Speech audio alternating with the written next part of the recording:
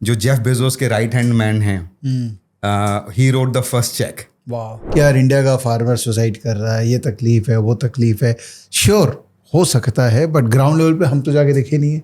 तो आप तो ग्राउंड लेवल के, अब तो मिट्टी वाले हो गए। हाँ जी, हाँ जी। तो अब आप बताइए कि इंडिया का एग्रीकल्चर इकोनॉमी क्या है। एक बहुत ही सीनियर एग्रीकल्चर ब्यूरोक्रेट के साथ बैठा हुआ था। हमारे सिस्टम में वो भी डेटा हैं ऐसे गांव के जो गांव एक्चुअली एग्जिस्ट नहीं करते हैं। ये प्रॉब्लम क्या है? ये जो नया रूल आया था और ये बार बार लोग धरने पे आ जाते हैं, दिल्ली में अटैक कर लेता है, what is the real reason? आज मुझे एग्रीकल्चर में यह एक एप्लीकेशन का एक बेसिक वो दिखा है कि वाह, एमएसपी पे मैं आपको ओपिनियन नहीं लूंगा बिकॉज वो थोड़ा कंट्रोवर्शियल हो जाएगा। दोस्तों, शाहरुख खान की एक मूवी है, one of my favourite movies, स्वदेश। आपने देखी होगी? हाँ, आपको भी अच्छी लगी थी क्या? एक्चुअली मूवी हिट नहीं हुई थी, बट आई थिंक बाद में ना जब लोगों ने इस मूवी को और गहराइयों से देखा तब समझ में आया कि क्या ज़बरदस्त एक्टिंग और ज़बरदस्त स्टोरी थी।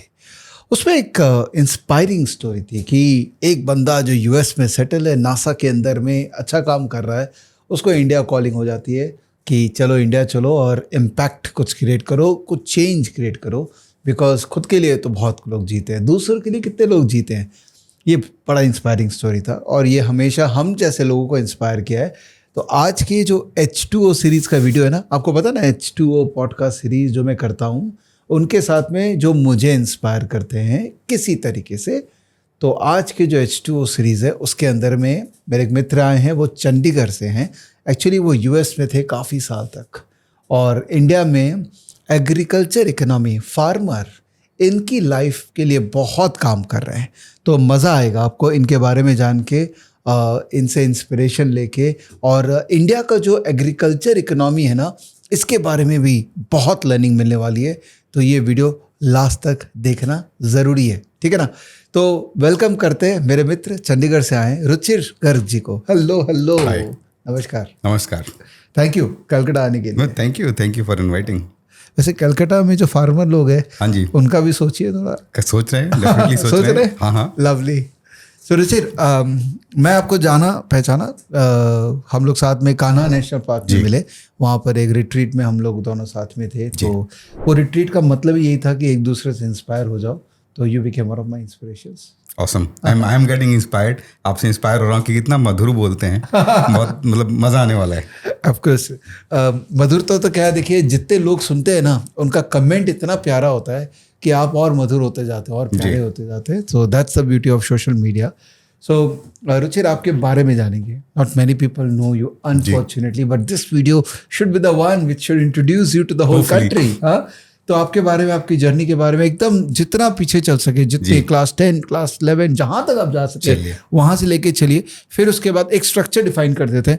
उसके बाद में हम लोग दोस्तों इंडिया का जो एग्रीकल्चर मार्केट है ना, पूरा इकोनॉमी, इसके बारे में रुचिर से डेटा लेंगे। Because he is full of data, बहुत पढ़े लिखे हैं, इनको काफ़ी कुछ पता है।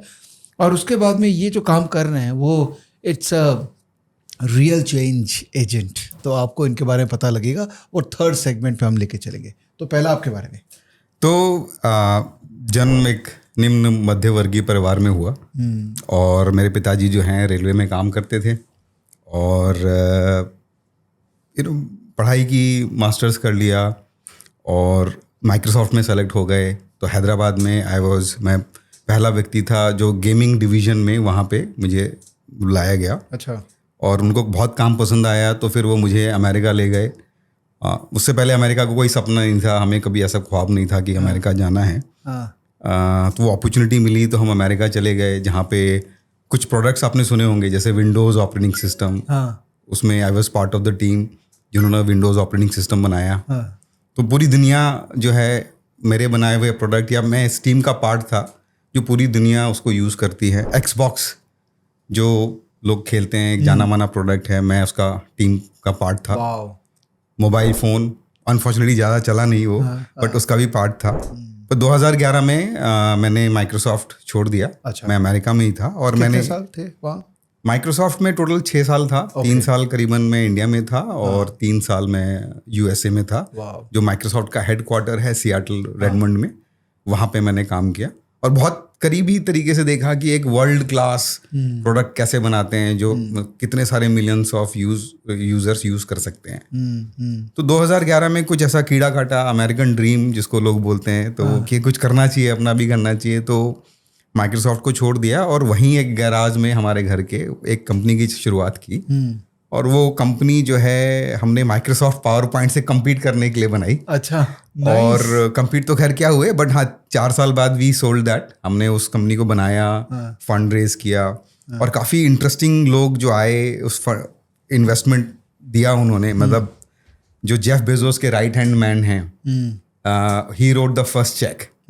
और जो फेसबुक के और जो मार्क जकरबर्ग के जनरल काउंसिल थे, या पहले जेफ बेजोस के काउंसिल थे, they were all part of my small investor thing. तो बहुत एक्साइटिंग था। 4 साल बाद उसको सेल किया, तो तब जाके ना ऐसा दिमाग में कुछ हुआ कि कुछ अचीव कर लिया है। और स्पेशली फिर मैंने सोचा कि क्या करना चाहिए। एक मोमेंट आया ऐसा कि अब what is the purpose of life, कि अब तो एक घर ले लिया हमने सिलिकॉन वैली में, गाड़ी आ गई।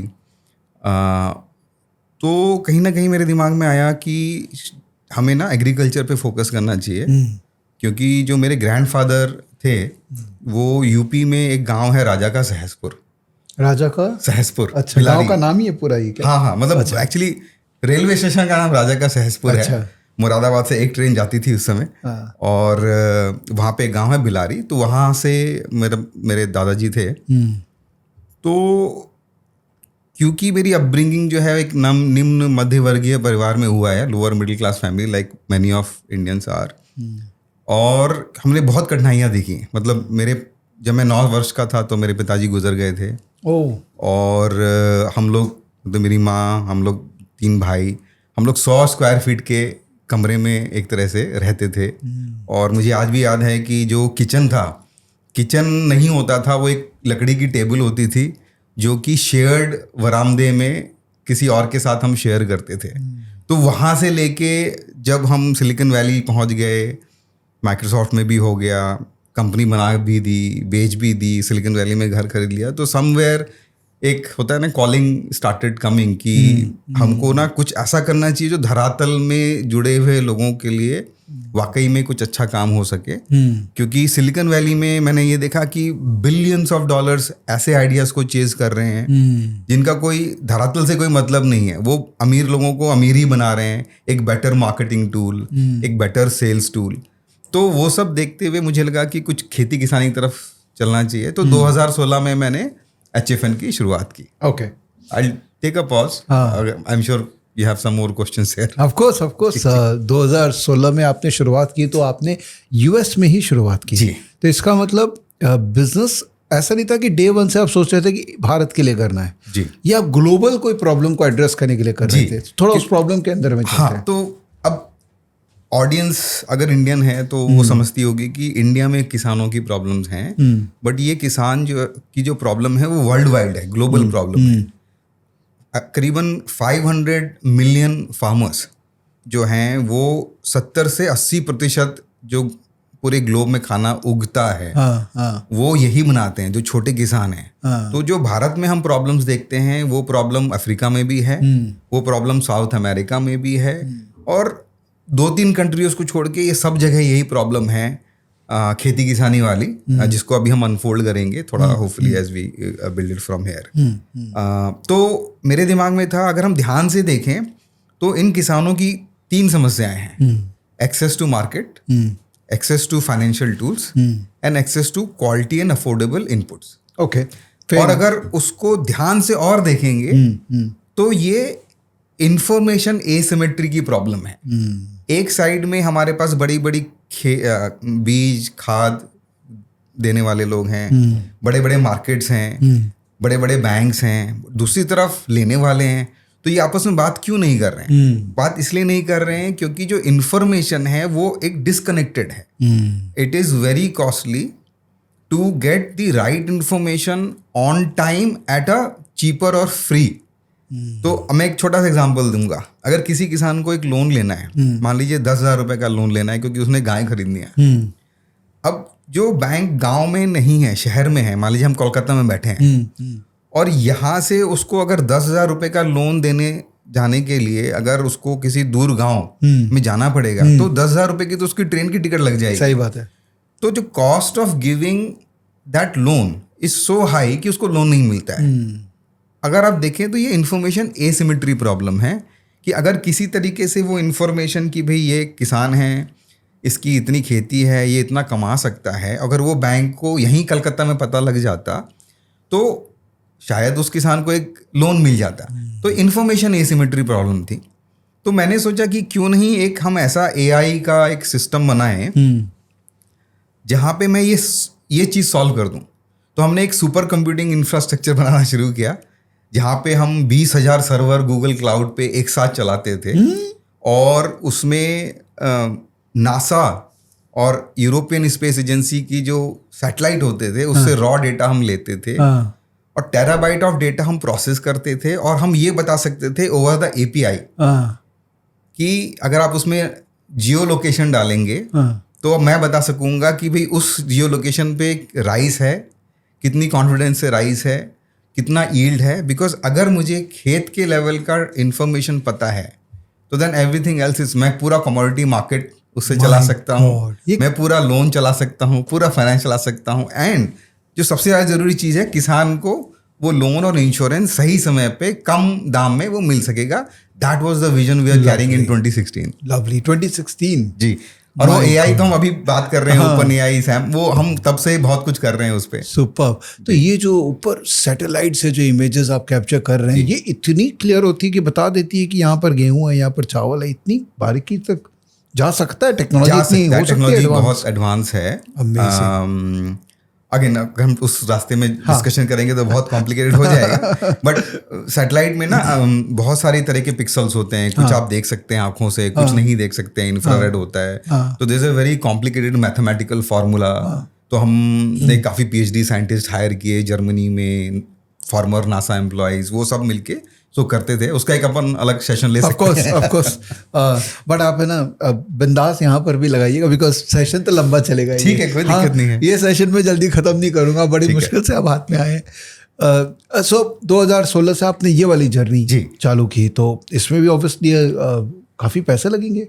बहुत सारे पैसे लगे। और अगेन विजन ये था कि क्या मैं एक ऐसा API, एक ऐसा सॉफ्टवेयर सिस्टम दे सकूं जहाँ पे कोई भी बैंक, कोई भी फाइनेंशियल इंस्टीट्यूशन उस API को कॉल कर सके और उसमें अगर वो लोकेशन डाल सके तो पता लग जाए। तो हमने सोचा कि ये तो वर्ल्ड वाइड प्रॉब्लम है, तो वर्ल्ड वाइड जाना चाहिए। तो हम माइक्रो फाइनेंस इंस्टीट्यूशंस जो हैं नाइजीरिया में, कीनिया में, इथियोपिया में, उगांडा में, म्यांमार में, मैं सब जगह जा रहा था, माइक्रो फाइनेंस इंस्टीट्यूशन से बात कर रहा था। हमने कई सारी डील्स की भी और उनको वो मैं प्रोडक्ट दे भी रहा था। बट कहीं मुझे ऐसा लगा कि जो ग्रोथ है वो ग्रोथ उतनी नहीं मिल रही है फॉर मैनी रीजंस। एक तो जो उसका इन्वेस्टमेंट है, जैसे मैंने कहा 20,000 कंप्यूटर अगर चल रहे हैं तो मंथली द एक्सपेंस, वो एक R&D प्रोजेक्ट है जिसको मुझे लगता है कि करीबन $100 मिलियन प्लस का हमको सिर्फ इंफ्रास्ट्रक्चर में खर्च करते उस समय, तब जाके हम अचीव कर पाते। और दूसरा ये था कि जो बैंक्स और माइक्रो फाइनेंस इंस्टीट्यूशन थे जिनको मैं टेक्नोलॉजी ड्रिवन सोल्यूशन देना चाह रहा था, वो भी रेडी नहीं थे। वो पेपर पेन से अभी वो सॉफ्टवेयर पे आ रहे थे। तो वो एक मिसमैच था कि हम सिलिकॉन वैली से सर्व करने की कोशिश कर रहे हैं एक म्यांमार के इंस्टीट्यूशन को, जो कंप्यूटर को अभी समझ ही रहे हैं, मैं कहाँ API लेके आ रहा हूँ। तो वो there was a mismatch. And वो देखते हुए फिर मैंने डिसाइड किया कि यार ये let's not boil the ocean, हम भारत की तरफ फोकस करते हैं। भारत अपने आप में बहुत बड़ा है और ऑब्वियसली मैं भारत से हूँ, लैंग्वेज भी बोल सकता हूँ, अपने लोग हैं और शायद फोकस तरीके से करेंगे तो कुछ और अच्छा बनेगा। तो 2019 में हम सब कुछ बेच के बच्चों के साथ, जो बच्चे सिलिकॉन वैली के स्कूल में पढ़ते थे, वो यहाँ मोहाली पंजाब के स्कूल में दाखिला दिलाया उनको। अच्छा। सब कुछ बेच के यहाँ आ गए। My God. And that was interesting कि जब हमने घर पे डिस्कस किया तो within 15 days I wrapped up everything. मतलब we sold our house, sold our cars, everything 15 दिन में। बिकॉज मेरे दिमाग में था अगर ज़्यादा समय मिलेगा तो फिर है ना, हमारा दिमाग जाएगा पीछे कहीं। सही है। I mean heads off to your wife, क्योंकि उनका डिसीजन बहुत इंपॉर्टेंट रोल प्ले करता है, क्योंकि वो चाहती तो आपको रोक सकती थी, तो credit goes to her also. But आप सही टाइम पे आ गया, जस्ट कोविड के पहले। जी नहीं तो वहीं रह जाते कोविड तो। But covid would have been tough for you ना, बिकॉज कोविड में आप कुछ कर नहीं सकते और यहाँ आके बैठे। तो एग्जैक्टली हम 2019 शायद अगस्त के आसपास आए थे, और 2-3 महीना तो यही समझने में लग गया। हमें यही समझ में नहीं आता था कि यार ये कार हॉन्क क्यों कर रही है, या लोग रूल क्यों फॉलो नहीं कर रहे हैं, क्योंकि हम 10-11 साल अमेरिका में थे और वो बिल्कुल समझ नहीं आ रहा था। बट कोविड ने ही मुझे लगता है कि हमें राह दिखाई। हुआ यूं कि सब घर में बंद थे बाकी लोगों की तरह, और किसानों से रिलेटेड तो था ही, क्योंकि बहुत सारे किसानों से बात करता रह रहा था।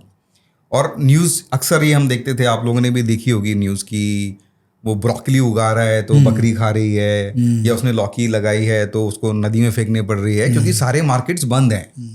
बट मैंने ये नोटिस किया कि अगर जैसे हम भी जब बंद थे तो हम किसी किसान का नंबर मिल गया घर के आसपास, तो वो चुपके से जो गली खुली है उस गली से आके उसने डिलीवर कर दी।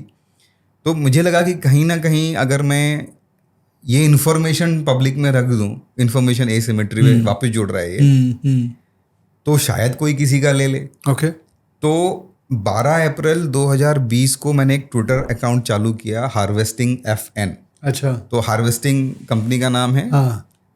नेटवर्क बनाना था फार्मर का, तो हार्वेस्टिंग फार्मर नेटवर्क हो गया। अच्छा। हैंडल मिला हार्वेस्टिंग FN, तो वो चालू किया।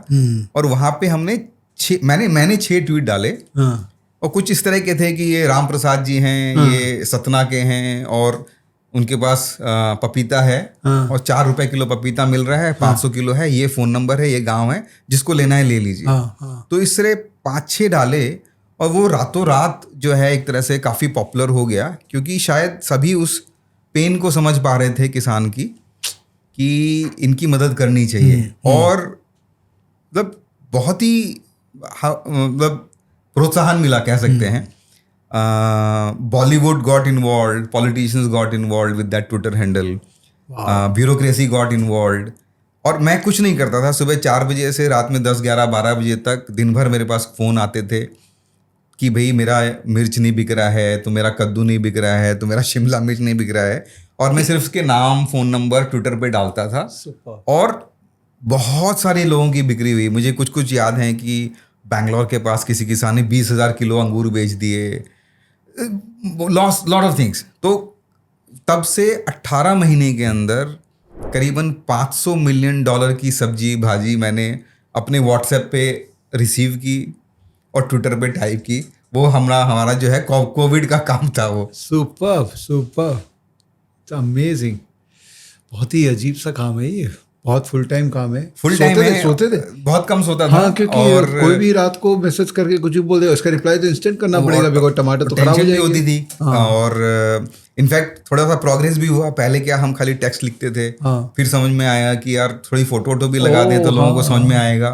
फिर समझ में आया कि एक काम करते हैं, तो वीडियो लगा दे किसान को। तो देन मैं ट्रेनिंग दे रहा हूँ किसान को, यार मैं आपकी सब्जी बिकवा सकता हूँ, बट आप ना वो आम के पेड़ के साथ थोड़ा बता दीजिए कि आपका नाम क्या है, ये मेरा फल है। तो अगर आप YouTube चैनल पे जाएंगे तो ऐसे बहुत सारे लीची के किसान मिलेंगे, आम के मिलेंगे, इनफैक्ट काजू के भी मिलेंगे, जहाँ पे वो बता रहा है। एक वीडियो में वो साउथ इंडियन लैंग्वेज में कुछ बात कर रहे हैं, मुझे समझ नहीं आया, बट वो कह रहे हैं शायद कि क्योंकि हमने टाइमली उनका पूरा खेत बिकवा दिया तो उन्होंने अपनी बहन की शादी कर पाए।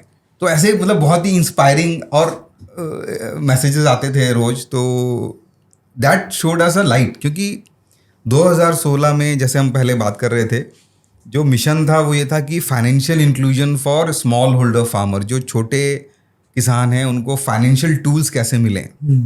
बट मुझे ये लगा कि अगर भारत के किसानों को दाम ही सही मिल जाए उनके क्रॉप का, तो that is better than that's the best definition of financial inclusion. जो लोन्स एंड इंश्योरेंस तो बाद में आएंगे, अगर उनकी मेहनत का पैसा टाइम से मिल जाए, सही मिल जाए, तो वो मेरा पर्सपेक्टिव भी चेंज हुआ। और then I think rest is you can see, अब हम 13,000 गांव में काम करते हैं, करीबन 40 लाख किसान जुड़ गए हैं। यहाँ तक कि नागालैंड, मिजोरम, मणिपुर, लक्षद्वीप, उरी, पुलवामा, वहाँ पर भी जो है किसान जो हैं वो हमारे सिस्टम से जुड़े हुए हैं। सुपर्ब है रुचिर, सुपर्ब। इनफैक्ट वो यूट्यूब चैनल का लिंक आपको पीछे दिखा भी रहे होंगे, उसका लिंक भी दे देंगे, देखिएगा ज़रूर। Some really inspiring stories are there. Ruchir, ये सेगमेंट को एक बार होल्ड करते हैं। I will come back to you about your life.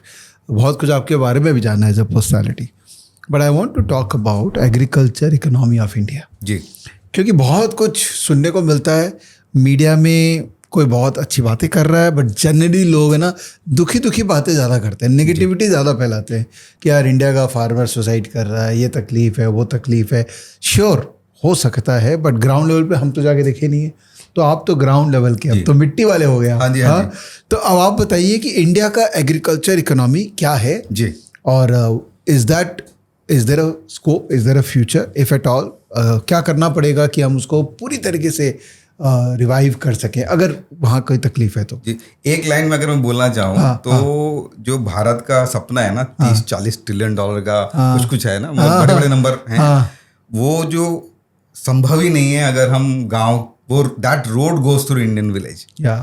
तो अपॉर्चुनिटी भी है, चैलेंजेस भी हैं। मतलब मेरे हिसाब से अगर आपको बिजनेस करना है, बनाना है, सॉलिड बनाना है, तो एग्रीकल्चर में जाना पड़ेगा। भारत अभी भी जो है, हम बचपन में पढ़ते हैं कृषि प्रधान देश है, अभी भी भारत जो है कृषि प्रधान देश ही है। और चाहे वो हम, और ये नहीं कि आपको जाके खेती करनी है, there are lot of agri businesses which can be done, there lot of things which needs to be done in rural India.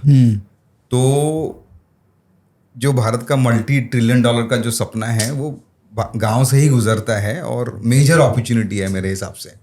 सही है। और आई थिंक आप जो पूरा इकोसिस्टम बिल्ड कर रहे हैं, तो किसी को उस अपॉर्चुनिटी में प्लग इन होना है जी, तो वही आप एक्चुअल में, बिकॉज आप टेक बैकग्राउंड से भी आते हैं, तो you know how the API thing works. जी, that's the whole agenda of your business model. सही है।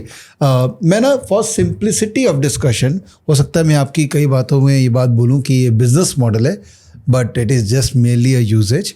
मुझे पता है कि आप इम्पैक्टफुल काम ज़्यादा कर रहे हैं। बिजनेस, जैसा कि आप कहते हैं ना कि बिजनेस हो जाएगा, नहीं, उसमें भी एक बिजनेस मॉडल कोई बुरी चीज़ नहीं है। मुझे लगता है कि बहुत सारा काम जो है वो फिलैंथ्रोपिक हो सकता है, बट अगर हमें किसी को सस्टेनेबल तरीके से, स्केल की तरीके से करना है, तो उसमें प्रॉफिट एंड लॉस का होना समझना ज़रूरी है। क्योंकि जो मैं बना रहा हूँ, मैं चाहता हूँ कि मेरे बाद भी रहे, 300, 400, 500 साल तक रहे। तो वो तभी हो सकता है जबकि एक सस्टेनेबल मॉडल, वो मार्केट के साथ चलेंगे तो ही हो सकता है। तो मैं बहुत ही कैपिटलिस्टिक विचारों का हूँ, और लेकिन इम्पैक्ट करना चाहते हैं इस माध्यम से। सुपर। तो ये रही स्लाइड सामने। चलिए, बहुत ही प्यारा प्रेजेंटेशन इन्होंने बनाया, आपके सामने है, पीछे दिख रहा होगा आपको, तो देखिएगा ज़रूर। सर, अब आपके सामने।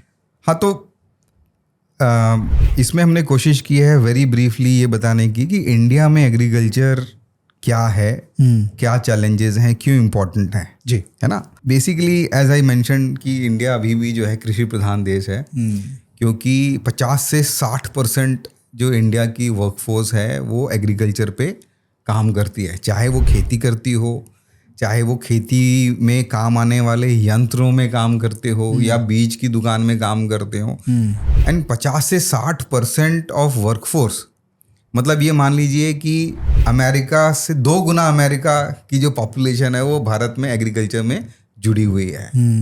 तो कितनी बड़ी इकोनॉमी है, और ऑब्वियसली अगर इतनी सारी लाइफ जुड़ी हैं तो कितनी बड़ी इकोनॉमी हो सकती है। तो इसलिए बहुत ज़्यादा इम्पोर्टेंट है। 400 के आसपास हमारे हिसाब से फसलें उगती हैं भारत में, कद्दू, लौकी, तुरई, चावल, दाल, ये सारी। बट इंडिया जो है वो विश्व में जाना जाता है डाइवर्सिफिकेशन के लिए, डाइवर्सिफाइड क्रॉप्स के लिए। जो कुछ मेजर क्रॉप्स हैं वो है हमारी राइस, वीट, दालें, शुगर केन, कॉटन में आप काम कर चुके हैं। और तो ये कुछ मेजर क्रॉप्स हैं। मेजर जब मैं बोलता हूँ तो इसका मतलब ये है कि they are one of the largest producers and exporters. Okay, तो ब्राज़ील के बाद फॉर एग्जांपल शुगर केन में हमारा नंबर 2 पे आता है। ऐसे ही राइस में हम नंबर 1 या नंबर 2 पे हैं। वीट में वी आर नंबर 1, नंबर 2 पे हैं। और जो एग्रीकल्चर की जो कंट्रीब्यूशन है जीडीपी में वो करीबन 18-19% के आसपास है। तो काफ़ी है। काफ़ी इम्पोर्टेंट सेगमेंट है जीडीपी के लिए देखा जाए तो। वो आपने सही कह दिया कि इतना बड़ा नंबर हमको पहुंचाना है जीडीपी के। जैसे मैं किताब पढ़ रहा था इंडिया @100 जी, वो जो आई थिंक प्राइम मिनिस्टर के जो एडवाइजर थे उन्होंने लिखी थी, $55 ट्रिलियन इकोनॉमी कह रहे हैं 2047। जी, तो बड़ा नंबर बोलना बहुत अच्छा है, बट इसको नहीं देखेंगे तो कैसे पहुंचेंगे? होगा ही नहीं। और दूसरी बात है, मैं ये नहीं कह रहा हूँ कि वो जो यूथ है वहाँ पे वो एग्रीकल्चर में ही काम करें, बट पॉइंट ये है कि अगर हम उस यूथ को छोड़ देंगे ना, वहाँ अपॉर्चुनिटीज़ नहीं क्रिएट करेंगे, तो we have a revolt in our hands. तो हमारे लिए बहुत ज़रूरी है कि ऐसा ना हो कि जो हमारा शाइनिंग भारत है या विकसित भारत है वो अर्बन में रह जाए। क्योंकि क्या होगा ना, दो समाज के दो हिस्से हैं, वो एक इधर चला गया है और एक पीछे रह गया है, और वो रह जाएगा ना अगर, तो it will torn the society apart. तो बहुत ज़्यादा इम्पॉर्टेंट है भारत के लिए, भारत सरकार के लिए, हमको सोचने के लिए कि अगर हमें एक वेल डिफाइंड तरीके से सोसाइटी को ऊपर जाना है तो एक हिस्सा ऊपर नहीं जा सकता है, दूसरे को साथ में लेके चलना पड़ेगा। They are, to me they are like एक मशीन के पुर्जे हैं, कोई छोटा है कोई बड़ा है, एक इधर चला गया तो ये तो मशीन टूट जाएगी। तो हमें ध्यान देना पड़ेगा इस पे। सही है, एकदम सही बोल रहे हैं। तो ये जैसे थोड़ा सा मैंने मेंशन किया कि बहुत ही डाइवर्सिफाइड है एग्रीकल्चर इंडिया की।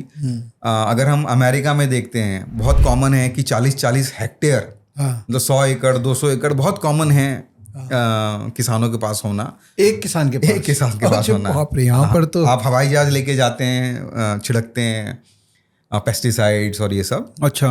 और बहुत फ्लैट लैंड है, मैं बहुत जगह गया हूँ, आइडाहो गया हूँ, मोंटाना गया हूँ, फ्लैट लैंड्स हैं, बहुत ही मोनोटोनस है। तो वहाँ पे भी समस्याएं हैं, बट वो दूसरी तरह की समस्याएं हैं। पर भारत की क्या फीचर्स हैं कि छोटे किसान हैं, छोटे फार्म लैंड्स हैं, बहुत ही डाइवर्सिफाइड हैं। डाइवर्सिफाइड कहूँ तो पहाड़ भी हैं और समुद्र के पास भी हैं, फ्लैट लैंड्स भी हैं, वैलीज भी हैं। तो हम बहुत ही अलग अलग प्रकार की जो सब्जियां हैं या सीरियल्स हैं वो हम उगा सकते हैं। और वो एक बहुत ही इंटरेस्टिंग मिक्स ऑफ अपॉर्चुनिटीज़ भी देता है और चैलेंजेस भी देता है। दूसरा क्या है कि क्योंकि हमारी जोग्राफिकल डाइवर्सिटी इतनी ज़्यादा है और शायद अफोर्डेबिलिटी कम है अभी, तो हमारी डिपेंडेंसी रेन के ऊपर ज़्यादा है।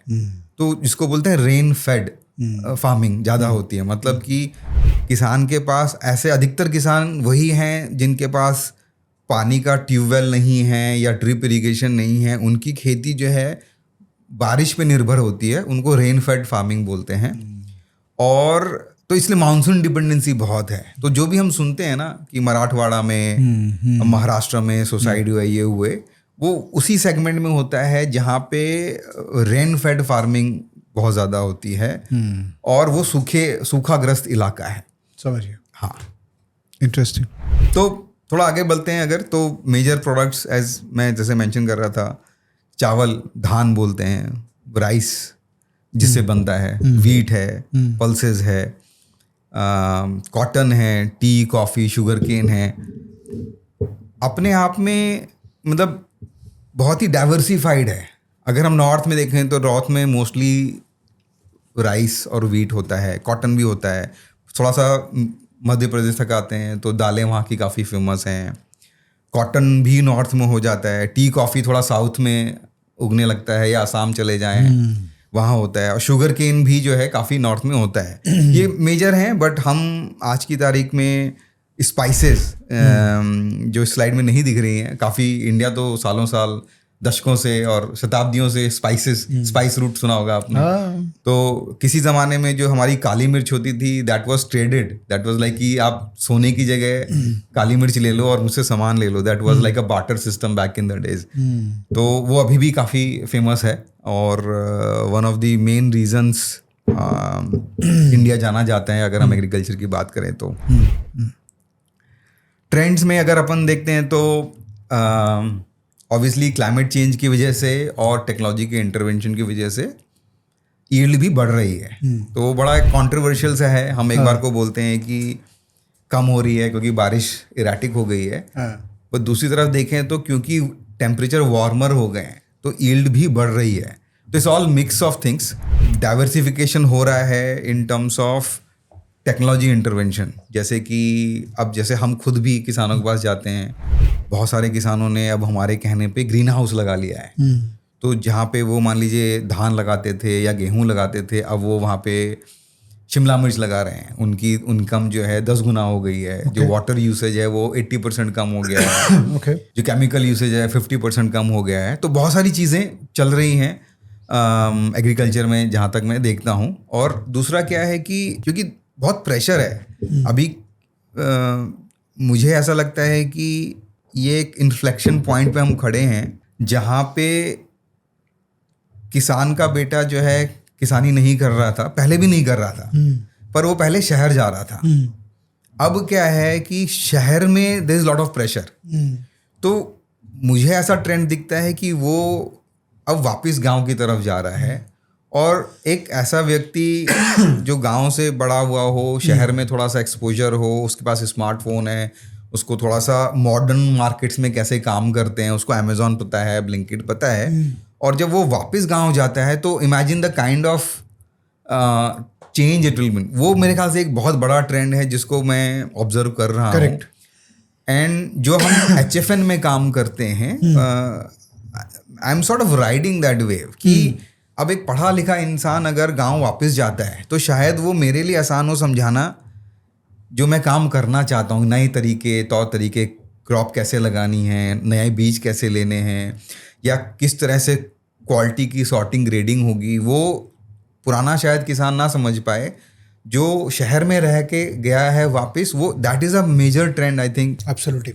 इनफैक्ट मैं कुछ दिन पहले कतार गया था। अच्छा। वहाँ पर सी इंस्टीट्यूट का एक इवेंट था, I was a speaker there. तो वहाँ पर एक और स्पीकर थे, 2 भाई थे, 2 ब्रदर्स। आपने सुना ये ब्रांड? हाँ, बड़ी इंस्पिरेशनल स्टोरी है उनकी भी। हाँ, कि वेल इस्टेब्लिश्ड जॉब छोड़ के फार्मर बन गया और फिर अभी D2C कर रहे हैं, डायरेक्ट कस्टमर को फार्म प्रोडक्ट बेच रहे जो खुद बना रहे। वो बहुत इंटरेस्टिंग है। तो आई कैन अंडरस्टैंड वो ट्रेंड है। मेरे भी कई बैचमेट है, वो बोलते हैं अब बहुत हुआ, शेयर बाजार वाले पर्टिकुलरली, अब बहुत हुआ, अब जाके फार्मर बनना है, because you know there is a limit to capitalism what you can absorb in your mind. So people think farming is actually giving back to society. जी, जो आप शायद मेरे को और कंफर्म करेंगे या रिफ्यूट करेंगे इसको कि भाई वैसा नहीं है, गिविंग बैक टू सोसाइटी नहीं है, वो भी एक धंधा है। तो मैं आपसे बात करूँगा, सब कुछ है, सब कुछ है। हाँ जी। Is this the most desirable thing कि eventually if someone wants to do it, you think कि करना ही चाहिए, उसमें क्या है? हाँ, मुझे लगता है कि सारी चीज़ें ज़रूरी हैं। This is one of the colours one should see in the life.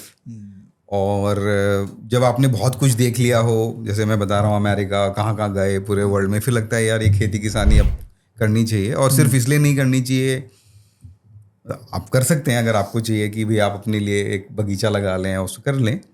But मेरे को ये था कि मेरा जो पर्सपेक्टिव है वो ये है कि जो लाइफ है वो सिर्फ अपनी नहीं है, वो किसी कारण की वजह से आप दुनिया में आए हैं। और अगर आप उस लाइफ का सदुपयोग कर सकें, दूसरों के लिए कर सकें, तो ही लाइफ का जो एक मोटिव है वो पूरा होता है।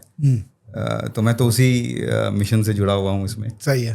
अच्छा रुचि भाई, ये कॉन्सेप्ट बताइएगा, ये कॉन्ट्रैक्ट फार्मिंग, इसके बारे में मैंने कहीं पढ़ा था, but I am not sure what it is. से मैं अगर खुद नहीं करना चाहता हूँ फार्मिंग, बट मैं कोई गाँव गया, वहाँ पर मैंने ज़मीन फार्मर से खरीद ली और मैंने उसी फार्मर को अपॉइंट कर दिया कि भाई अब तू यहाँ पर रह के जी मेरे बिहाफ में तो माल बनाएगा। ये इंडिया में अलाउड है? क्या करें? ये इंडिया में अलाउड है? सब अलाउड है। अच्छा, तो पहले बोलते थे ना कि कॉर्पोरेट्स को फार्मिंग अलाउड नहीं है क्योंकि वो लोग कॉर्पोरेट ओन नहीं कर सकते लैंड, वो लोग फार्मिंग नहीं करवा सकते फार्मर से, ऐसा कुछ है क्लॉज है? नहीं, आप कर सकते हैं। हाँ। उसमें चैलेंजेस हैं। मतलब आज भी जो है बड़ी बड़ी कंपनियां जैसे लेज है, पेप्सी है, हाँ, वो पोटैटो की फार्मिंग कराते हैं, पंजाब में कराते हैं, बहुत सारी जगह होती है, बट उसके अपने चैलेंजेस हैं। Okay. और pros and cons are there. अच्छा, बट वो एक तो होता है कि मैं लैंड ओन करता हूँ और मैंने फार्मर को बोला कि ये अब तू मेरा एम्प्लॉय हो गया, ये काम। एक हो गया कि नहीं भाई मैं पोटैटो चिप्स बना रहा हूँ तो मुझे आलू प्रोक्योर करना है तो मैं तेरे फार्म से ही लूँगा, पर land is owned by you. हाँ, तो मुझे लगता है कि ये बहुत अच्छी चीज़ है। हाँ। क्योंकि it's a market driven farming which हो जाएगी। अभी क्या होता है, किसान कि उसकी जो मर्जी आया लगाया, अब वो बाद में जब वो उग जाता है उसको कहीं कहीं भटकना पड़ता है, ये मंडी में वो मंडी में। अगर कोई बड़ी कॉरपोरेशन है या somebody is committing कि वो उसका सप्लाई ले लेगा, तो नथिंग लाइक इट ना, कि उसको दर दर नहीं भटकना पड़ेगा. तो it's a demand driven farming which he can do. But उसमें प्रॉब्लम्स हैं. प्रॉब्लम कहाँ है? अपने आप में कॉन्सेप्ट में कोई इशू नहीं है. प्रॉब्लम दोनों साइड से हैं. ऐसा हुआ है कि बहुत सारे लोग आए, कॉर्पोरेट कह सकते हैं या इंडिविजुअल कह सकते हैं, उन्होंने बहुत सारे प्रोमिसेस किए कि भाई आप ये बीज लगा लीजिए और इतना पैसा खर्च कर लीजिए, फिर मैं आपको ले जाऊंगा. लेकिन वो कहने के बाद गायब हो गए. तो उसमें क्या है कि किसानों को नुकसान हुआ. अच्छा, that is one part. But दूसरी साइड में भी चैलेंजेस हैं. मतलब फार्मर्स भी दूध के धुले नहीं है. क्योंकि मैंने ये भी देखा है कि अब मान लीजिए मैं एक कंपनी हूँ, आप एक किसान हैं. मैंने कहा कि भाई तुम्हारा अच्छा होगा बुरा होगा, मार्केट प्राइस जैसा होगा, मैं आपको 100 रुपए में खरीदूंगा. तो फार्मर क्या करता है, जब फसल आती है, अगर मार्केट में पैसा कम मिल रहा है तो वो मेरे को देगा. अगर मार्केट में 110 मिल रहा है तो देन वो अपना कॉन्ट्रैक्ट से निकल जाएगा और वो बोलेगा सर गाय खा गई. तो अब उसको खाओ, आप उसको ना चैलेंज नहीं कर सकते. अब गाय खा गई क्या करेंगे? तो वो एक जो रिलेशनशिप है उसमें ना ट्रस्ट डेवलप करना पड़ेगा. वो दोनों तरफ से इश्यूज हैं. तो कॉन्ट्रैक्चुअल रिलेशनशिप एक लीगल जो होता है ना कि you are bound now as per law, वो वहाँ वो सब नहीं चलता. वो थोड़ा प्रॉब्लम होता है. मतलब उसमें दोनों ही तरफ को ये समझना पड़ेगा कि सुख दुख में साथ होना है. ऐसा नहीं है सुख सुख में है और दुख में भाग जाए. Right. And that's where platform like yours bringing that trust for both the parties. Lovely. जैसे थोड़ा सा बताया, जैसे यूएसए में क्या है, अमेरिका में क्या है, बड़े बड़े खेत हैं, फ्लैट लैंड्स हैं, मौसम एक सा है अगर वहाँ पे है. इंडिया में क्या है कि खेत छोटे हैं और बहुत ही डाइवर्सिफाइड है. डाइवर्सिफाइड क्रॉप्स भी हैं, डेमोग्राफिक्स भी हैं. तो उसकी वजह से बहुत सारी चैलेंजेस हैं. जैसे कि अब आइडाहो की बात करते हैं, हम यूएस वापस चलते हैं, तो वीट उगता है, सबको पता है, कॉमन यील्ड है, हज़ारों हज़ार मील तक जो है वो कॉमन यील्ड आने वाली है. इंडिया में क्या है, क्योंकि बारिश चेंज हो जाने वाली है, उसका एल्टीट्यूड चेंज हो जाने वाला है, तो उसकी वजह से बहुत सारी वेरिएबिलिटीज़ हैं. वो वेरिएबिलिटी जो है मौसम में भी हैं और वो जो है बड़ा चैलेंज है. वाटर स्केर्सिटी है. अगर मैं कहूँ कि जैसे पंजाब की बात करते हैं, क्योंकि हमने खेती में इतना ज़्यादा पानी उगा लिया है या हम ले लिया है, या हमने इतनी ज़्यादा क्रॉप्स वो वाली उगाई हैं जो कि पानी ज़्यादा पीती हैं, जैसे कि धान. अच्छा. तो ये नंबर चेक करना पड़ेगा. बट 1 किलो चावल को करने के लिए कई हज़ार किलो पानी लगता है. अच्छा. तो जब हम चावल एक्सपोर्ट करते हैं तो हम चावल नहीं एक्सपोर्ट कर रहे हैं, हम पानी एक्सपोर्ट कर रहे हैं. सही, बहुत अच्छा थॉट है. और इसका प्रॉब्लम क्या है, अब आई विल टेल यू कि ये प्रॉब्लम क्यों हो रही है पंजाब जैसे क्षेत्र में या हरियाणा कह लें. अब सरकार ने एमएसपी या फिक्स्ड वो किया हुआ है कि सरकार खरीदती है उनको एक फिक्स दाम पे. तो किसान को क्या लगता है, किसान भी थोड़ा लेजी हो जाता है वहाँ के. तो खासकर मुझे लगता है कि वो नहीं करना चाहते हैं, क्योंकि उनको लगता है ये मैं उगा लूँगा और जो है सरकार खरीद ही लेगी.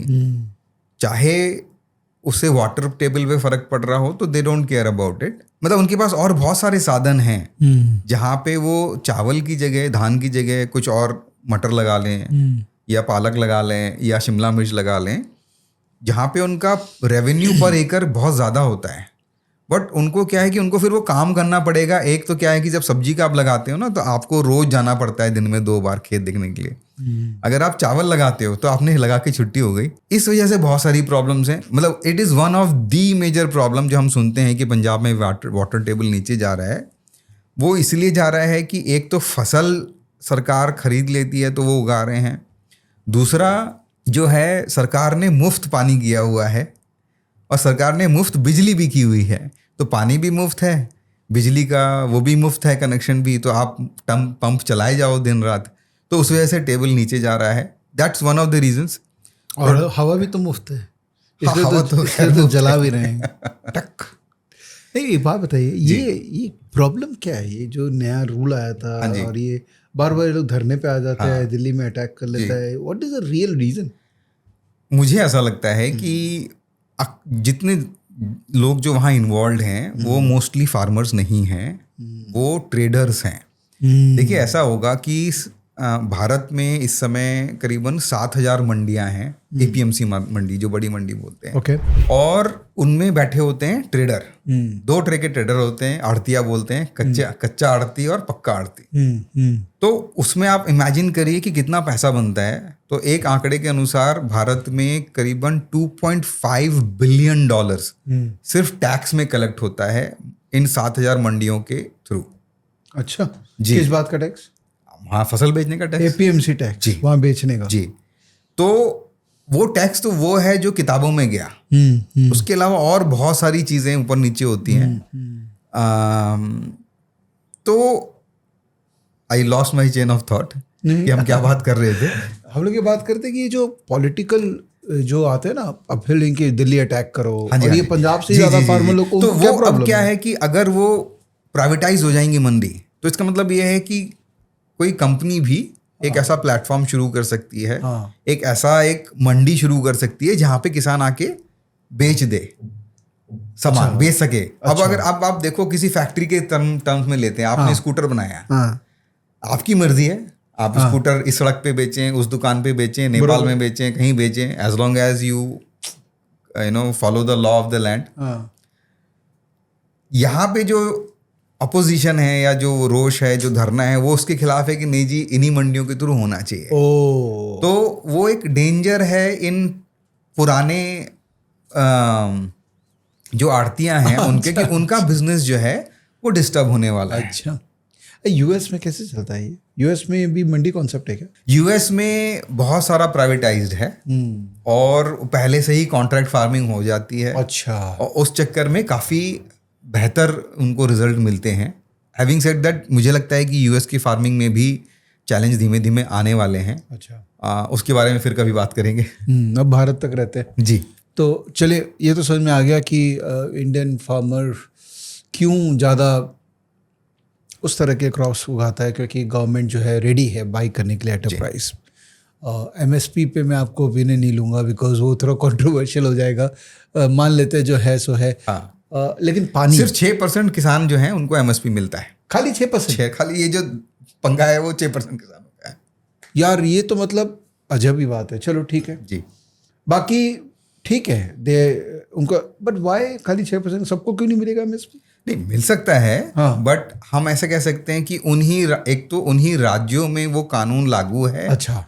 और वो उतने, उसमें भी सबसेट ऑफ फार्मर्स हैं जो वो क्रॉप्स लगा रहे हैं। अच्छा। कुछ क्रॉप्स होती हैं, सभी क्रॉप, अब बैगन को कोई एमएसपी नहीं होता है। तो एक होता है नोटिफाइड क्रॉप्स। उन नोटिफाइड क्रॉप्स का एमएसपी डिफाइंड होता है। और वो भी कुछ स्टेट्स को लागू करती हैं, खासकर हरियाणा, पंजाब, यूपी। अब अगर हम बिहार चलते हैं तो बिहार में वो क्रॉप्स होती हैं, but for some reason MSP उतनी अच्छी तरीके से सरकार ने लागू नहीं की हुई है, फॉर गुड और बैड। तो अगर मैं एक बात बोलूं कि तो बहुत सारे जो पंजाब के किसान हैं वो बिहार से सस्ते में लेके गाड़ियां आते हैं और उसको पूरी एमएसपी पे पंजाब की सरकार को बेचते हैं। बहुत बहुत सारे प्रॉब्लम है। एक एक किसान इसलिए मर्सिडीज और क्या क्या जी वैगन 5-5 करोड़ की गाड़ियां लेके घूम रहे होते हैं। Oh my God, this is amazing. जी। उनको टैक्स नहीं देना पड़ता है ना? देना चाहिए, देते नहीं है ना। बट अभी जो एग्रीकल्चर इनकम है उन पे टैक्स नहीं देते हैं। कोई टैक्स भी नहीं है। जी। तो मस्त एकदम। तो आगे बढ़ते हैं। तो लो प्रोडक्टिविटी और फार्मर डिस्ट्रेस। तो फार्मर डिस्ट्रेस तो ये पंजाब वालों के तो नहीं होना चाहिए, लॉजिकली कम है। बट उनके डिस्ट्रेस अलग तरीके के हैं। ऑब्वियसली कॉस्ट ऑफ कल्टीवेशन बढ़ रहा है, पानी नीचे चला गया है, धीमे धीमे कंज्यूमर अवेयर हो रहा है। तो बहुत ज़्यादा तो नहीं, बट मुझे लगता है कि क्योंकि उनका पेस्टिसाइड यूसेज बढ़ गया है। कि देखिए क्या है कि उन्होंने सबसे ज़्यादा जो ग्रीन रेवोल्यूशन हुआ तो पेस्टिसाइड और फर्टिलाइजर से हुआ। बट अभी क्या है कि उसका यूसेज इतना ज़्यादा है कि धीमे धीमे लोग पंजाब का आटा नहीं खरीदना चाह रहे हैं। अब जैसे हमारे भी घर में जो है आटा गेहूं का वो मध्य प्रदेश से आता है। तो दिस अ डिस्ट्रेस। वो अभी नहीं पता लग रहा है, वो बाद में पता लगने वाला है। क्योंकि आपने सुना होगा कैंसर बेल्ट है पंजाब में, एक ट्रेन है, there are cluster of village जहाँ पे सबसे ज़्यादा कैंसर है, क्योंकि वहाँ पे सबसे ज़्यादा छिड़काव हुआ है। और वो एक ट्रेन चलती है दिल्ली से और पंजाब के उस क्षेत्र से, जिसको कैंसर ट्रेन बोलते हैं। बहुत बड़ी प्रॉब्लम है। वो डिस्ट्रेस किसी ना किसी तरीके से शो होता है। इंटरेस्टिंग। तो गवर्नमेंट के क्या क्या इनिशिएटिव्स है, गवर्नमेंट क्या कर रही है इसके लिए? अब गवर्नमेंट ने बहुत सारी चीज़ें की हुई हैं। अब जैसे प्रधानमंत्री फसल बीमा योजना है, ये एक नया नाम है, पुरानी स्कीम है जहाँ पे किसानों को उनकी क्रॉप का इंश्योरेंस मिलता है। फसल बीमा योजना अच्छी स्कीम है ऑन पेपर्स। अगर वाकई लागू कर पाए तो बहुत बेहतर है कि मान लीजिए मेरी फसल है और अगर आंधी तूफान आया, ओला वृष्टि हुई और मेरी क्रॉप खराब हुई तो मुझे उसके बदले में कुछ मुआवजा मिलेगा। जैसे हमारी कार है, कार का एक्सीडेंट हो गया तो कुछ मुआवजा मिलता है, तो ऐसा क्रॉप का भी हो सकता है। लेकिन जो एंटायर फ्रेमवर्क है, इकोसिस्टम है, इट्स ब्रोकन। तो बिलियंस ऑफ डॉलर्स जो हैं सरकार सब्सिडाइज करती है इंश्योरेंस के लिए, जो कि प्राइवेट इंश्योरेंस कंपनीज उस पैसे को कलेक्ट करती है, बट जो वो पे आउट का टाइम आता है तो पे आउट ना के बराबर है, आई वुड से, अगर हम परसेंटेज के बारे में लिख लें। ओके। जब भी किसान लोन लेता है उसमें हर बाय डिफ़ॉल्ट जो है इंश्योरेंस के पैसे काट लिए जाते हैं। ओके। जो प्रोसेस है किसान को इंश्योरेंस में रजिस्ट्रेशन करने का, ये बहुत ही कॉम्प्लिकेटेड है। उनको पता ही नहीं होता है रजिस्ट्रेशन करना है, पैसे कट रहे हैं, उनको यही नहीं पता है कि सरकार के क्या नियम हैं, उनको यही नहीं पता है कि पे आउट कैसे होना है। बहुत ही कॉम्प्लिकेटेड प्रोसेस है और मुझे लगता है कि कई गुना ज़्यादा इस पर काम करना चाहिए। मैंने इनफैक्ट यूट्यूब में एक रिपोर्ट भी हमने शायद डाली हुई है जहाँ पे हमारी टीम डूंगरपुर राजस्थान में जाके उन्होंने सर्वे किया किसानों, जो छोटे किसान हैं उनके, तो उनको पता ही नहीं है कि इंश्योरेंस है क्या है, कैसे है, पैसे कट रहे हैं। तो बहुत बड़ी समस्या है, स्कीम है, बहुत बड़ी समस्या है। किसान क्रेडिट कार्ड ले लेते हैं। अब किसानों को लोन मिलता है क्रेडिट कार्ड के फॉर्म में, अच्छी स्कीम है। इनफैक्ट अभी बजट में कुछ उन्होंने इसका भी बजट इंक्रीज किया है, बट ज़मीनी हालात अगर देखें तो बहुत ज़्यादा इसमें भी प्रॉब्लम्स हैं and people are colluding to misuse all that.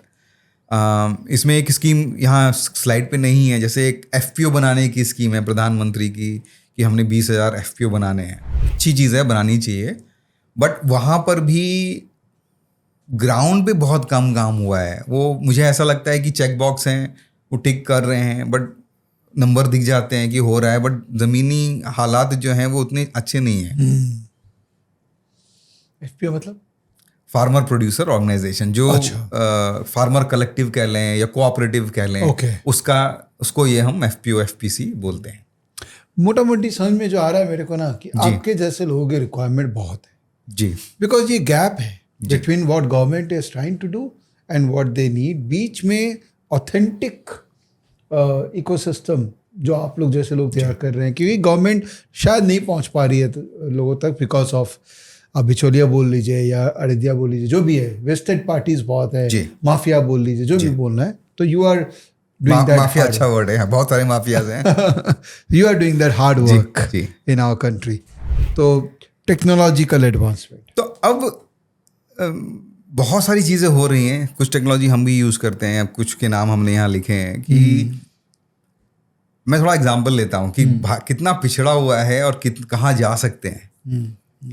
जितनी भी पॉलिसीज़ हैं, एग्रीकल्चर जो है $multi-billion एसेट है ना। अगर हम, आपकी श्रोता जो है वो फाइनेंशियल मार्केट से आते हैं, तो वो अगर हम एसेट की तरह से देखें कि इट्स $multi-billion एनुअल एसेट, अगर मैं उसको मॉनिटर नहीं कर पाता हूँ, मेजर नहीं कर पाता हूँ, किसी भी एसेट को अगर मॉनिटर और मेजर नहीं कर पाएंगे तो वो उसका खराब होने वाला है, एकदम डिप्लीटिंग है ना, लीकेज होगा, डिप्लीट होगा। करेक्ट।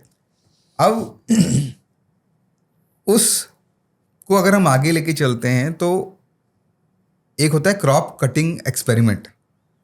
बहुत बेसिक है कि अगर आप ईल्ड नाप पाएँ कि पंजाब में गेहूं का ईल्ड इतना है, तो आप ये मान पाएंगे कि भाई पंजाब में अगर 1,00,000 हेक्टेयर में गेहूं लगा है तो कितना गेहूं आने वाला है, क्योंकि that will define commodity market का प्राइस। अगर सीधे सीधे बोलूं तो छोटी छोटी चीज़ें पता लगेंगी कि बोरे कितने लगने हैं, लेबर कितना लगना है, ट्रक कितने लगने हैं, स्टोरेज कितना लगना है, क्योंकि ईल्ड ज़्यादा आएगी तो वहाँ लगना है। आज की भी तारीख में जो क्रॉप कटिंग एक्सपेरिमेंट होता है वो हम फीता लेके करते हैं। फीते में ये होता है कि एक लिटरली एक रोप होती है, वो गांव में लेके जाई जाती है, वो नापते हैं ऐसे, फिर वहाँ की कटाई होती है, काट के उसको सुखाते हैं, सुखा के फिर बोलते हैं कि भाई इस लेट्स से 1 मीटर स्क्वायर में 1 किलो निकला है तो इसकी ईल्ड ये है। ओके। और ये बहुत ही मतलब this system has not improved for 50 years. My God. On top of it मैं एक बहुत ही सीनियर एग्रीकल्चर ब्यूरोक्रेट के साथ बैठा हुआ था। हमारे सिस्टम्स में वो भी डेटा हैं ऐसे गांव के जो गांव एक्चुअली एग्जिस्ट नहीं करते हैं।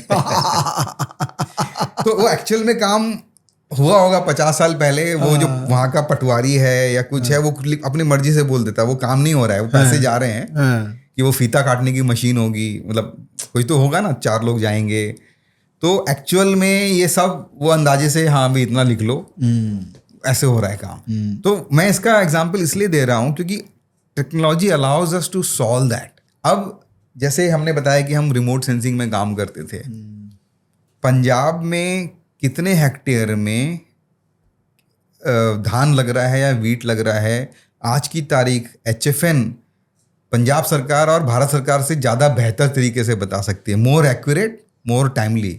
Every 15 days we have new data coming which is combination of top down, bottoms up, some AI, जहाँ पे ये बता सकता हूँ कि इस समय कितने स्क्वायर मीटर या कितने लाख हेक्टेयर्स में धान लगा हुआ है और हर 15 दिन में कैसे ग्रो हो रहा है। तो that's a example of technology. कुछ और एग्जाम्पल हैं कि भाई ये तो हो गया हम कि ये नाप पा रहे हैं टेक्नोलॉजी का यूज़ करके कि कितना यील्ड है, बट यील्ड को बढ़ाने के लिए हम GMO सीड्स यूज़ कर सकते हैं, इरिगेशन बेटर कर सकते हैं। ड्रिप इरिगेशन होता है, अगर ऑडियंस को नहीं पता है तो अगर हम पानी ऐसे बहा दें वर्सेस पाइप लगा देते हैं तो पाइप में जहाँ वो पौधा होता है वहीं एक एक बूंद गिरता है, उसको ड्रिप इरिगेशन इसलिए बोलते हैं। तो उसमें पानी का यूसेज 80-90% कम हो जाता है, ऑब्वियसली कॉस्ट भी कम हो जाता है। और रोबोटिक्स और ऑटोमेशन आ रहा है, जैसे अब हमारे मोबाइल ऐप है, छोटा सा एग्जांपल है जहाँ पे अब अगर चंडीगढ़ ट्राई सिटी की बात करें तो जितना आलू प्याज क्विक कॉमर्स बेच रहा है वो HFN के नेटवर्क से आ रहा है। अच्छा, आज की तारीख में।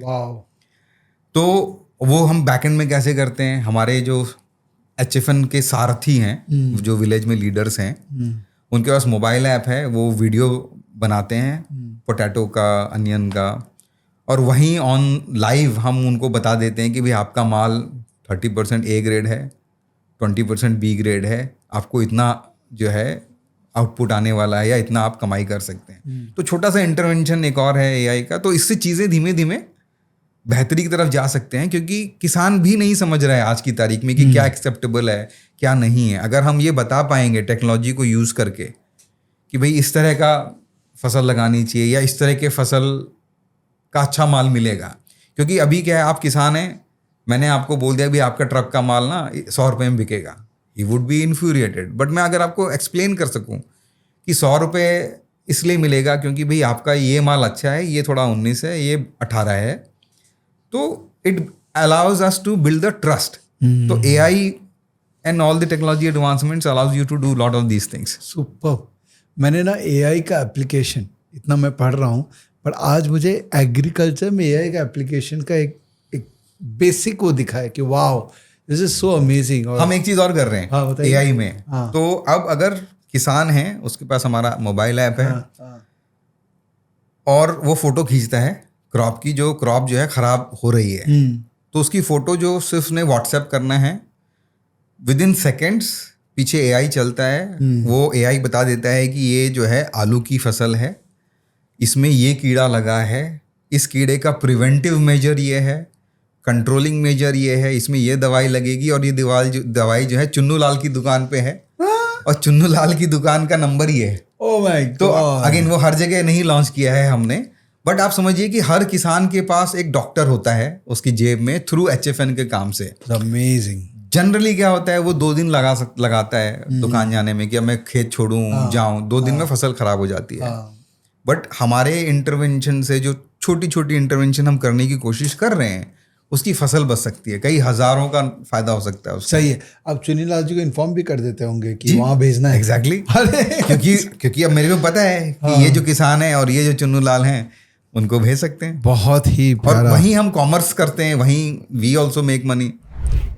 सो अपॉर्चुनिटीज़, क्योंकि देखिए हम तो शेयर बाज़ार वाले हैं, हाँ जी, हमको तो अपॉर्चुनिटी देखना है और इस अपॉर्चुनिटी को कौन सी कंपनी सही रास्ते पे लेके जा रही है उसमें इन्वेस्ट करना है। तो अपॉर्चुनिटी बताइए बड़ी बड़ी। बहुत बड़ी बड़ी अपॉर्चुनिटीज़ हैं। एक तो नेचुरल या ऑर्गेनिक केमिकल फ्री फूड के ऊपर काफ़ी है, स्पेशली कोविड के बाद। प्लस चाइना कोविड रिलेशनशिप में वर्ल्ड वाइड जो है people are little bit scared to buy from China. तो इंडिया के पास एक यूनिक अपॉर्चुनिटी है जो वो पूरे संसार को खिला सकता है अगर वो नेचुरल ऑर्गेनिक करके करे, तो दैट्स मेजर है। दूसरा एग्रो टूरिज्म है, क्योंकि सब लोग थके हैं, शहर में भाग रहे हैं। तो अगर हम जैसे आप कह रहे थे, बहुत सारे दोस्त हैं आपके जो खेती करना चाहते हैं या खेती वाले एनवायरनमेंट में रहना चाहते हैं। बहुत सारे लोग नहीं कर पाएंगे, बस वो थोड़ा सा एंजॉय करना चाहते हैं, 2 बार कुछ टमाटर तोड़ा है ऐसा। तो दैट्स अ टूरिज्म कि आप साल में 3 बार खेत देखने चले गए, दैट्स अ टूरिज्म। तो उसमें काफ़ी बड़ा मुझे लगता है कि अपॉर्चुनिटी है हमारे पास। एक्सपोर्ट कर सकते हैं, मैंने बोला कि जियो पॉलिटिक्स की वजह से बहुत सारी कंट्रीज जो हैं इंडिया से लेना चाहेगा, क्योंकि चाइना से वो नहीं लेना चाहते। China is a major exporter for crops. तो इंडिया के पास अपॉर्चुनिटी है, बट उसके लिए हमको हमारी क्रॉप्स बेटर करनी पड़ेंगी, इंटरनेशनल स्टैंडर्ड का करना पड़ेगा, केमिकल यूज़ कम करना पड़ेगा। अनफॉर्चुनेटली यूरोप बहुत सारा माल हमारा रिजेक्ट करता है इंडिया का, क्योंकि केमिकल का यूसेज ज़्यादा होता है। But there is an opportunity. And obviously जब हम एग्रीकल्चर की बात कर रहे हैं, इतने बिलियंस ऑफ डॉलर्स की बात कर रहे हैं, और तो वहाँ पे और बहुत सारे धंधे खुल सकते हैं, है ना। पैकेजिंग कैसे करें, ऑर्गेनिक कैसे बनाएं, प्रोसेसिंग कैसे करें। अभी सुबह एक स्टार्टअप था ISB से रिलेटेड, आई मेंटर देम। तो उन्होंने कुछ एक सन ड्राइंग मशीन बनाई है, कुछ उसमें कुछ अनोखी चीज़ें हैं। तो बहुत सारे लोग छोटी छोटी चीज़ें इस तरह की करने की कोशिश कर रहे हैं। वाह, तो अपॉर्चुनिटीज़ बहुत है दोस्तों। स्टार्टअप स्पेस में भी मैं भी कई लोगों को जानता हूँ जो एग्री टेक स्टार्टअप्स है, जो टेक्नोलॉजी से प्रॉब्लम सॉल्व कर रहे हैं। और लिस्टेड में भी बस ध्यान रखिएगा कि वो कौन सी कंपनी है जो पिवट कर रही है towards this segment, because India service economy रही है और IT ने बहुत बड़ा रोल प्ले किया है। ये भी IT के अंदर में थे। बट ये चीज़ तो है कि बड़ा यहाँ से भारत को होना है तो खाली सर्विस इकोनॉमी नहीं ग्रो करेगी, इसको भी ग्रो करना पड़ेगा। इंडस्ट्रीज़ तो ऑब्वियसली चाइना प्लस वन वगैरह काइंड फैक्ट्रियाँ लग रही है, गवर्नमेंट ऑब्वियसली बहुत इंसेंटिव दे रही है। कई ऐसे इंडस्ट्रीज़ है जहाँ पर गवर्नमेंट 60% 70% सब्सिडीज़ दे रही है ताकि इंडस्ट्री यहाँ बैठ सके। बट एग्रीकल्चर को भी साथ में चलाना पड़ेगा, तब हम बड़े हो पाएंगे। तो आपका जो नेटवर्क है ना, ये इसके बारे में थोड़ा टाइम स्पेंड करते हैं कि इसको हम कह रहे हैं नेटवर्क, बट ये है क्या? नेटवर्क तो है, but is it a corporate structure, और इसमें बिजनेस कैसे होता है? आपने कहा ना कि it has to be self sufficient, profitable. तो ये स्ट्रक्चर पे बिजनेस कैसे बिल्ड हो रहा है? तो हम थोड़ा सा पीछे चलते हैं। मैंने कई बार यूज़ किया कि छोटे किसान हैं, लघु किसान हैं। तो लघु किसान मतलब उनके पास कम ज़मीन है। UN, WHO, ये बड़ी बड़ी ऑर्गेनाइजेशंस हैं, उनकी डेफिनेशन के हिसाब से अगर 2 हेक्टेयर से कम किसी के पास है तो उसको स्मॉल होल्डर फार्मर बोलते हैं। तो क्योंकि अगर आपका किसान, आपके पास जो खेत है अगर वो छोटा है, तो आपके पास जब आप खरीदने जाते हैं तो खरीदते तो आप चीज़ रिटेल में है, और लेकिन जब बेचने जाते हैं तो आप होलसेल में बेचते हैं। अगर आप उसको ध्यान से समझें तो आपको दोनों तरफ नुकसान हो रहा होता है। तो एक मैं लाइन बोलता हूँ कि छोटे किसान इतना छोटा है कि उसकी आवाज़ जो है मार्केट तक नहीं पहुँचती है। अब उसको सॉल्व कैसे करें? सॉल्व ऐसे करेंगे कि अब मैं उसकी ज़मीन तो बढ़ा नहीं सकता हूँ, क्योंकि दैट्स व्हाट वी आर, है ना। आपके परदादा के पास थी 100 एकड़, उन्होंने फिर हिस्से में बांटे, फिर हिस्से में बांटे, करते करते छोटी हो गई, उसको हम चेंज नहीं कर सकते। बट अगर मैं 100, 50, 200, 500 किसानों का एक ग्रुप बना दूँ तो वो किसान जो है एक बड़े किसान की तरह बिहेव कर सकता है। तो farmers can cooperate and possibly work as a corporate. ठीक है, दोबारा से सुनिए इसको। अगर मेरे पास 2-2 एकड़ वाले 500 किसान हैं तो 1000 एकड़ हो गया। तो एक 1000 एकड़ को किसान को अब हमको विजुलाइज करना चाहिए, यार ये तो बड़ा किसान है, वो तो कितने सारे बोरे एक साथ खरीद सकता है। जब एक साथ बोरे खरीदेगा तो वो डिस्काउंट मिलेगा। एक साथ अगर 1000 एकड़ की ज़मीन का आउटपुट वो मार्केट में लेके जाएगा तो मार्केट का राजा होगा, ऑल दैट थिंग। तो हमारी कोशिश 3 कोशिशें हैं जो हम HFN में कर रहे हैं। पहला, जब हम गांव में जाते हैं तो गांव में उनको एक साथ काम करवाने की कोशिश है। वो कोशिश नंबर 1 कि आप मिलके एक फार्मर कलेक्टिव बनाएं। वो कलेक्टिव जो है वो फॉर्मल लीगल स्ट्रक्चर होके FPC FPO हो सकता है, या ये एक अनस्ट्रक्चर्ड इनफॉर्मल कलेक्टिव हो सकता है। दूसरा, जब वो साथ जुड़ते हैं तो हम उनको ये एक्सप्लेन, बहुत सारी टेक्नोलॉजी इस्तेमाल होती है इसमें, हम उनको ये बताते हैं कि जब अगर साथ में खड़े हैं, साथ में काम करते हैं तो अपॉर्चुनिटी क्या है। एंड थर्ड, हम उनको ये बताते हैं कि वो अपॉर्चुनिटी को कॉमर्स में कैसे कैलकुलेट करना है। मैं एक एग्जांपल देता हूँ। अब मान लीजिए आप खड़े हैं संगरूर पंजाब में और आपने हमारा मोबाइल ऐप डाउनलोड किया। आप किसान हैं, किसान के घर से आते हैं, गांव में रहते हैं, यंग हैं, तो वो हमारे लिए एक HFN सारथी बन सकता है। वो जब मोबाइल ऐप डाउनलोड करता है, based on GPS, based on AI, based on crop की कैलेंडर्स, हम इंस्टेंटली उनको बता पाते हैं कि भाई संगरूर में ना धान होता है, मस्टर्ड होता है और वीट होता है और सब्जियां होती हैं, और अगर आप 100 किसानों का एक ग्रुप बना लें तो इस साल आप 25 लाख रुपए का धंधा कर सकते हैं। तो जब वो एक यंग सारथी गांव में, जिसके पास शहर में कोई काम नहीं है और गांव में भी कोई काम नहीं है, वो ऐप डाउनलोड करता है, तो हम उसको बताते हैं कि यार देखो, अगर आप साथ मिलके काम करेंगे तो धंधा कितना हो सकता है। तो we have this capitalistic view, और फिर हम बताते हैं कि 25 लाख का बिजनेस करने के लिए आपको क्या स्टेप्स लेने हैं। तो हम बताते हैं कि भाई आपको पहले 100 किसान नेटवर्क में जोड़ने हैं। फिर हम ये भी बताते हैं कि आज हम जो हैं फरवरी में हैं और इस समय जो है धान लग चुका है, और क्योंकि धान 3rd वीक का है तो इसमें ये बीमारियां आने वाली हैं, तो आपको ना 400 बोरे का ये इंसेक्टिसाइड लगेगा। तो उसको हम बड़ा एक गोल दिखा के माइक्रो टास्क में कन्वर्ट कर देते हैं, और उस टास्क को करने के लिए हम उनको इंसेंटिव देते हैं। वो इंसेंटिव जो है वो मॉनेटरी भी हो सकते हैं, नॉन मॉनेटरी भी हो सकते हैं। तो it becomes a really easy for them to start doing agri business with us। तो वो धीमे धीमे क्या करते हैं, वो 400-500 किसानों का नेटवर्क बनाते हैं, और वहाँ का वो एक तरीके से एंटरप्रेन्योर बन गया गांव देहात का, जो सभी किसानों, खेती किसानी से रिलेटेड, जो बीज से लेके बाजार तक की उनकी ज़रूरतें हैं किसानों की, वो ये सारथी सॉल्व करता है। हम सिर्फ ये करते हैं, और सब कुछ फ्री है। ऑब्वियसली अगर उसने बीज खरीदना है, खाद खरीदना है, तो वो हमसे खरीद सकता है, ऑप्शनल है। वो चाहे तो पास की दुकान से भी खरीद सकता है। वो HFN से इसलिए खरीदते हैं क्योंकि हम उनको गारंटी करते हैं कि वो माल जो है नकली नहीं है, समय पे मिलेगा, अच्छा मिलेगा। सिमिलरली हम उनकी उपज भी खरीद लेते हैं। अब अगर उसने 500 किसान जोड़े तो मुझे हर किसान ना डेटा देता है। वो बोलेगा मैंने 2 एकड़ में भिंडी लगाई है, ये बोलेगा मैंने बैगन लगाया है। वो सारा डेटा हम एनालिसिस लाइव करते रहते हैं। तो किसी भी गांव में मुझे हर समय ये मालूम होता है कि कौन सी फसल उग रही है और कब आने वाली है। अरे वाह, ठीक है। तो मेरी जो सेल्स टीम है वो एक सेल्स चार्ट बनाती है, और आज की तारीख में जो फसलें हैं, हम रिलायंस को भी बेचते हैं, अडानी को भी बेचते हैं, फ्लिपकार्ट, उड़ान, जितनी मेजर क्विक कॉमर्स कंपनियां हैं वो सारी हमसे लेती हैं। तो बैकएंड में हमारे दिमाग में क्या चल रहा है कि हम इस सिस्टम को यूज करके 7 लाख जो गांव हैं उसका सप्लाई चेन सॉर्ट कर रहे हैं। वाओ। अल्टीमेटली किसान वही लगाएगा जो हम देख रहे हैं कि बाजार में हम वो बेच सकते हैं। That is the direction we are taking this. Wow, this is such an amazing, what an ecosystem. और आपका जो पैशन है, आपके बारे में जितना मैं जान गया हूँ अभी तक, 100% आप इसमें तरक्की तो करेंगे। अच्छा रुचिर भाई, before we end this one, मुझे पता है कि आपके सपने बहुत बड़े हैं। हाँ? तो थोड़ा मैं उन सपनों को नंबर्स देना चाहता हूँ जी। हाँ, एकदम वाइल्ड। हाँ, ठीक है, क्योंकि शाहरुख खान आए थे तो स्वदेश बनाई थी उन्होंने, तो उन पे मूवी बनी ना। अब आप पे भी तो मूवी बननी चाहिए ना। बनेगी। तो एकदम बड़ा क्या है सपना?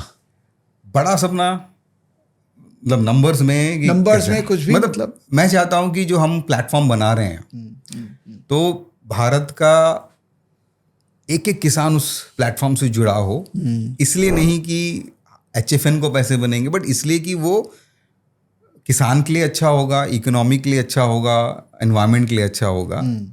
क्योंकि जो भी हम काम कर रहे हैं मोस्टली वो फ्री है। मेरे पास जो किसान आते हैं मैं बोलता हूँ आपको मेरी ज़रूरत नहीं है, मैं जो कर रहा हूँ आप भी कर सकते हैं। आप क्यों पुणे में बैठ के 2 लाख रुपए की सैलरी वाली काम कर रहे हो? आपके पास 100 एकड़ ज़मीन है, जाओ उसको हल जोतो, थोड़ा सा करो और बाकी किसानों के साथ जोड़ो। तो एक तो सपना ये है कि भाई 12 करोड़ जो किसान हैं वो हमारे प्लेटफॉर्म से जुड़ जाएं, ताकि वो वही उगाएं जो मार्केट में ज़रूरत है और उनको सही समय पे सूचना मिल जाए और प्रोडक्ट भी मिल जाए ताकि वो अच्छे से बना सके। हमारा जो स्लोगन है वो है कि कोई किसान ना पीछे छूटे, लीव नो फार्मर बिहाइंड। तो मेरा मिशन यही है कि कोई भी किसान पीछे नहीं छूटना चाहिए, और HFN के काम की वजह से वो जो मार्केट है वो मार्केट के साथ जुड़ जाए, मार्केट के साथ साथ चलें, वो पीछे छूट गए। सही है, तो कोई किसान पीछे ना छूटे, है ना जी। रुचिर भाई का ये सपना है और हम सब भी इस सपने से जुड़ जाते हैं। कुछ नहीं करना आपको, ज़्यादा कुछ नहीं करना, ये वीडियो जो है ना इसको फैलाना है। ये अगर रुचिर भाई के बारे में जितना हम बात कर लेंगे, जितने लोगों को बताएंगे कि अच्छा काम कर रहे हैं, उतना ही इनके लिए उस फार्मर तक पहुंचना भी आसान हो जाएगा। और बहुत सारे रिसोर्सेज की रिक्वायरमेंट होती है हर स्टेज पे, क्योंकि बड़ा सोचना बड़ा टफ काम है। हर स्टेज पे रिसोर्सेज की रिक्वायरमेंट होती है, तो जितना वीडियो लोगों तक पहुंचाएंगे उतना ये वो राइट रिसोर्सेज के सोर्सेज तक पहुंच पाएंगे। समझ रहे हैं ना रुचिर भाई? थैंक यू सो मच, मज़ा आया आपके साथ रिकॉर्ड करके और आपके बारे में जानने के, तो ऑब्वियसली बहुत मज़ा आता है। Thank you, thanks. तो दोस्तों ये था वीडियो, एक छोटा नहीं था एक्चुअली, लंबा ही था, बट आई थिंक आप लास्ट तक रुके हैं तो शाबाशी दीजिए कि you really care for Bharat और आप इंस्पायर्ड होना चाहते हैं। कॉन्ग्रेचुलेशंस। तो अगर आपको ये वीडियो पसंद आया होगा तो आप लिखेंगे, क्या लिखेंगे? आप लिखिए मेरे भारत की जान किसान, है ना, ये लिखिए कमेंट में, and let's try to spread this video as much as possible. And obviously I am sure you have loved the video. You do follow Ruchir भाई, I am going to share इस वीडियो के नीचे में links, ताकि आप इनको follow कर सकते हैं और कनेक्ट करिए। कहीं भी किसी भी तरीके से कंट्रीब्यूट कर सकते हैं इनकी जर्नी में, तो कंट्रीब्यूट करिए, not necessary monetary, but at least emotional contribution तो दे ही सकते हैं by praising him for what he is doing. Alright, thank you, bye, जय हिंद।